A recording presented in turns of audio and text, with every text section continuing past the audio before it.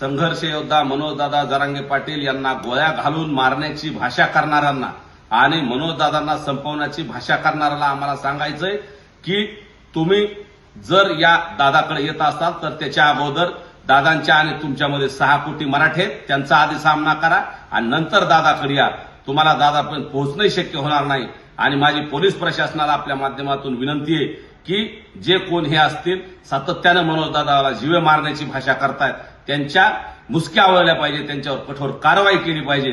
आणि त्यांनाही सांगणं जर पोलीस कारवाई करणार नसतील, जर इथून पुढे मनोजदादाला किंवा जे समाजाचं काम करतात मराठा समाजाच्या बांधवाला कुणी जर असं गोळ्या घालण्याची किंवा जीवे मारण्याची धमकी देत असेल त्याला मराठा समाज त्यांच्या स्टाईलने उत्तर दिल्याशिवाय राहणार नाही.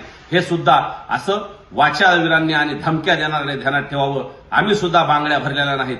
वेळ आली तर आम्ही इतिहासात दाखवून दिले शस्त्र सुद्धा उचललेले आहेत. त्याच्यामुळे आम्हाला आमच्या मूळ स्वभावावर आणू नका. नसता येणाऱ्या काळात मग गंभीर परिणाम या वाचाळवीरांना आणि या धमकी देणाऱ्यांना भोगावे लागतील.